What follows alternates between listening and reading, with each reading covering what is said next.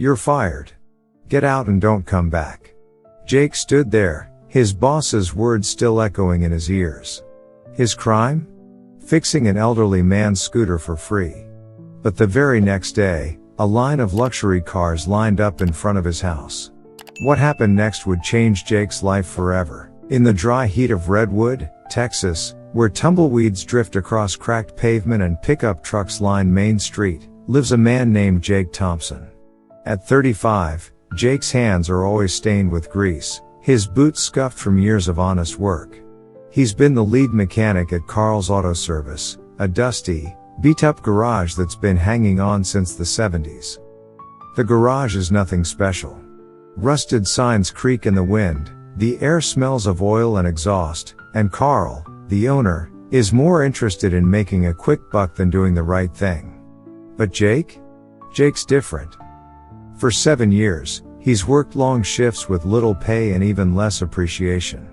Yet, he stays late for single moms with broken brakes. He quietly fixes flat tires for old folks who can't afford it. No fuss. No credit. Just a good man trying to make things a little easier for people barely getting by. To the outside world, Jake's just a mechanic. But to those he's helped, without ever asking for anything in return, he's something more, a quiet force of good in a town that's nearly forgotten what that looks like. It was a Tuesday afternoon, the kind where the Texas sun bakes the pavement and even the flies move slower.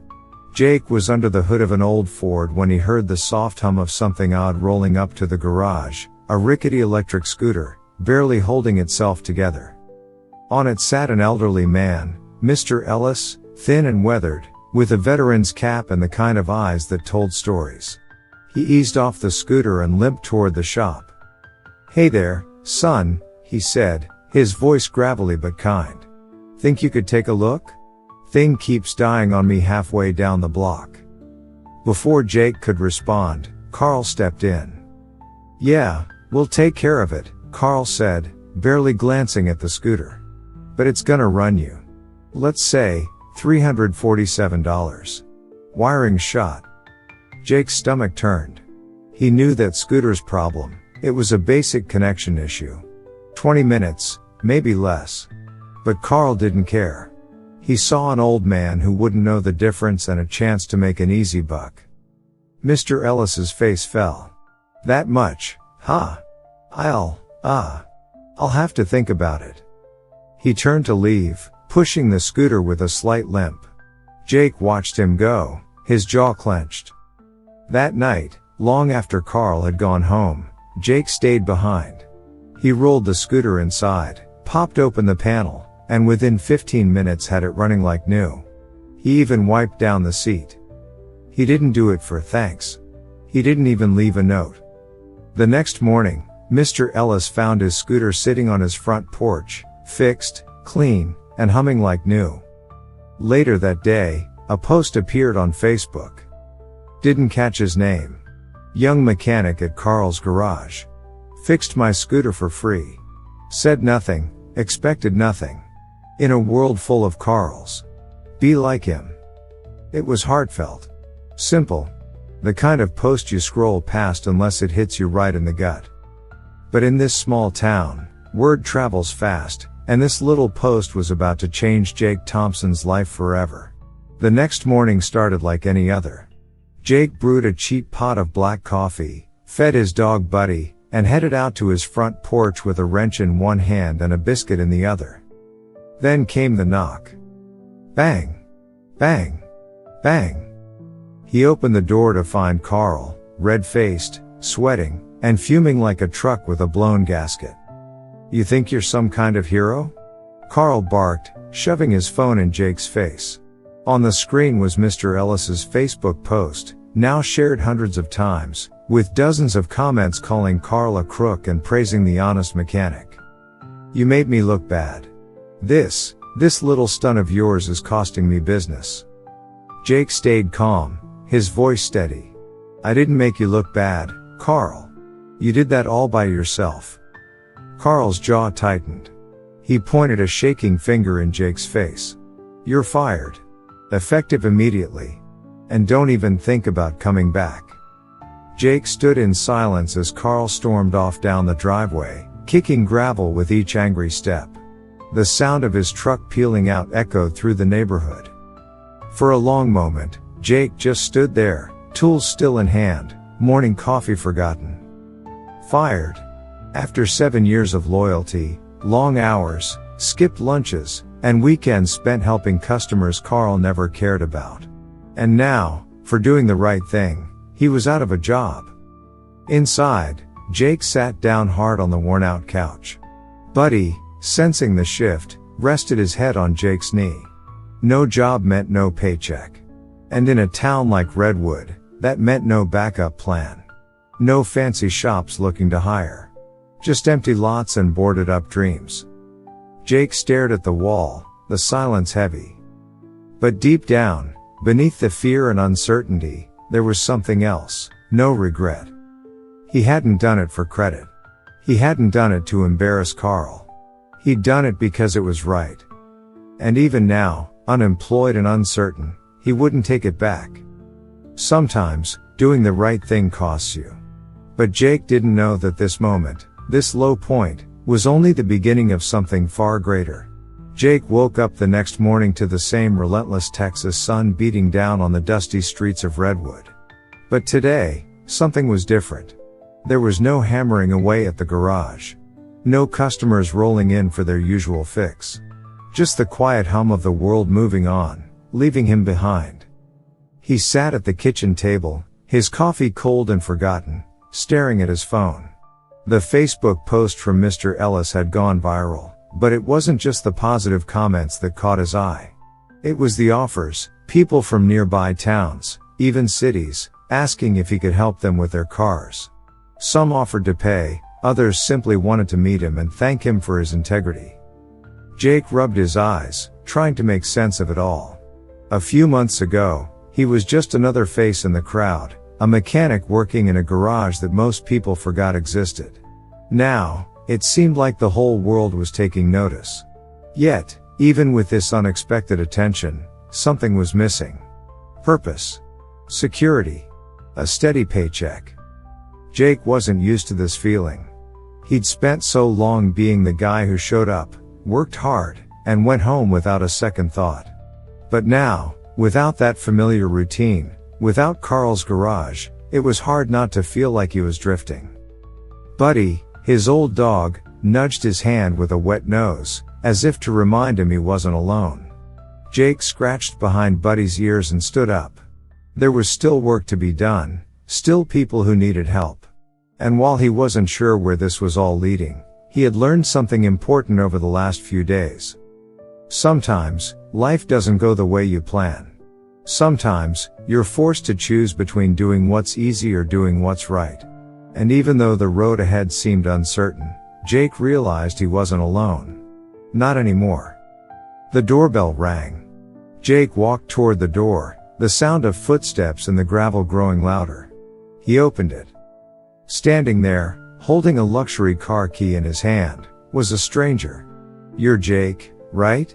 I heard what you did for Mr. Ellis. My car's in trouble. I've heard you're the man to see."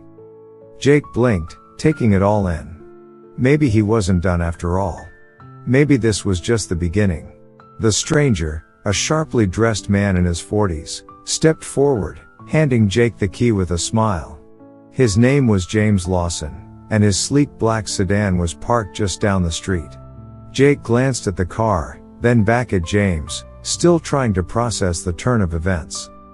"Is it the engine?" Jake asked, his voice tentative. James nodded. "It's acting up, and I heard you're not like the others. You do things the right way, no shortcuts."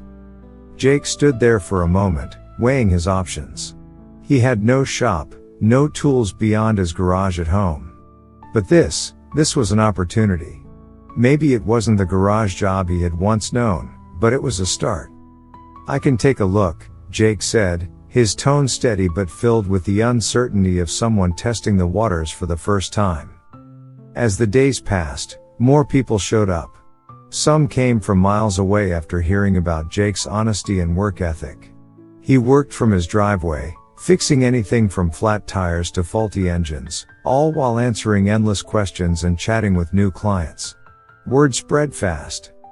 Jake was no longer just the guy fixing cars in a forgotten garage. He was becoming a symbol of something bigger, a person who cared, a person who believed that people were more important than profits. His reputation grew faster than the repairs he could handle. One afternoon, an email came in from a small-town entrepreneur, offering to help Jake open his own auto shop. It was a chance to do things right, to build something that wasn't about exploiting people but about making a difference. The offer felt surreal, like a dream Jake had never allowed himself to imagine. Jake sat on his front porch, staring at his old tools and the steady stream of customers in his driveway. He thought about all the years he had spent doing things the easy way, the way Carl had wanted. But now, for the first time, Jake was doing it his way. And it felt like he was finally exactly where he was supposed to be. He didn't know where this new path would lead, but for the first time in a long while, he was looking forward to finding out. As the weeks passed, Jake's reputation only grew.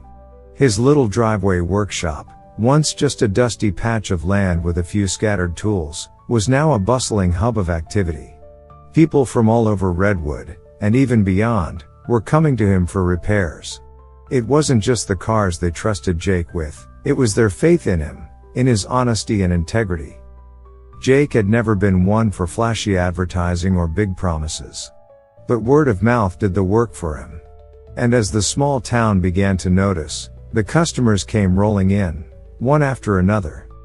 Soon enough, Jake was overwhelmed. His neighbors, though initially curious, had now become his supporters. They would bring over coffee, food, or just sit and watch as Jake worked, offering encouragement or friendly conversation. He had become more than just a mechanic to them. He was a reminder that decency still existed in the world. One day, a couple of local businessmen, familiar faces from the town, pulled up in sleek SUVs. They had heard about Jake's work, and their request wasn't for a quick fix. They wanted to discuss something bigger, a proposal to partner with him and open a proper auto repair shop in the heart of Redwood. "We believe in what you're doing, Jake," one of them said, his voice sincere. "People are looking for authenticity these days. They want someone who'll do the job right, not just push them for a profit. We've seen what you've built here. And we'd love to help you take it further." Jake felt the weight of the moment settle on his shoulders. Just a few months ago, he was at rock bottom, fired, uncertain, and with nothing but his integrity. But now, here he was, standing on the verge of something much bigger than a small-town repair shop. This was his chance to build something that reflected who he was, something that didn't just fix cars, but fixed people, in a way. After taking a deep breath, Jake nodded. "All right. Let's make this happen." And so, Jake's dream of opening Jake's Honest Auto began to take shape. The new shop would be everything he had envisioned, where honesty came first, and people were valued over profit. The grand opening of Jake's Honest Auto wasn't a big, flashy affair. It wasn't about grand speeches or ribbon-cutting ceremonies. It was simple, a small crowd of local faces, a few familiar customers from his driveway days, and a handful of strangers who had heard about the new shop. The air was filled with the buzz of anticipation and excitement, but more than that, it was filled with hope. Jake stood outside the shop, watching as the sign he had dreamed of for so long, Jake's Honest Auto, hung proudly above the front door. The once empty lot was now filled with a few cars parked outside, some of which were from people who had driven hours just to get to his shop. Inside, the place was warm and inviting. The walls were lined with polished tools, shelves stacked with car parts, and a desk where Jake now worked in the front, greeting customers with a smile. There was no waiting room filled with vending machines and TV screens. Instead, it was a space designed for connection, for real conversation. It wasn't a business, it was a community. Jake didn't just fix cars anymore, he was fixing something deeper. He was helping rebuild trust in a world that often seemed to run on shortcuts and empty promises. And people were responding. They didn't just want their cars fixed, They wanted to support someone who stood for what was right. Months went by, and the shop thrived. But more than the success of his business, what stood out was the way people came together. Jake's simple act of kindness had snowballed into a movement that spread through the town, one customer at a time. It wasn't just about a mechanic anymore, it was about what happens when you choose to do the right thing, even when it's hard. Jake had gone from being a guy who fixed cars in his driveway to being a pillar of his community, a symbol of integrity in a world that sometimes seemed to have lost its way. And in the process, he had built something that mattered. As Jake looked around at the people who had walked through his doors, he realized that he had found something more than a new business. He had found a new purpose. He wasn't just fixing cars anymore. He was fixing lives. Jake's story wasn't just about a man who fixed cars. It was about a man who chose to do the right thing, even when the odds were stacked against him.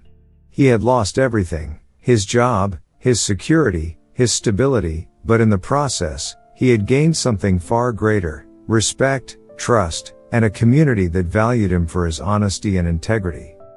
What Jake had learned, and what Redwood had learned from him, was that doing the right thing wasn't always the easiest choice. It wasn't always the most profitable. But it was always the one that mattered most. In the end, the choices that define us aren't the ones that come with a reward in hand, but the ones that reflect who we are at our core. As Jake looked around his bustling shop, he knew he was exactly where he was supposed to be. Not because of the success, not because of the customers, but because he had stayed true to himself, even when it cost him everything. And that, he realized, was the real reward. If Jake's journey has inspired you, it's time to make your own impact. Be the change. Whether it's a small act of kindness, standing up for what's right, or helping someone in need, you can make a difference. Don't forget to like, comment, and share this video with someone who needs a reminder that good things come to those who stay true to themselves. And if you haven't already, subscribe to our channel for more stories that inspire, uplift, and remind us all of the power of kindness and integrity. Thanks for watching, and we'll see you next time.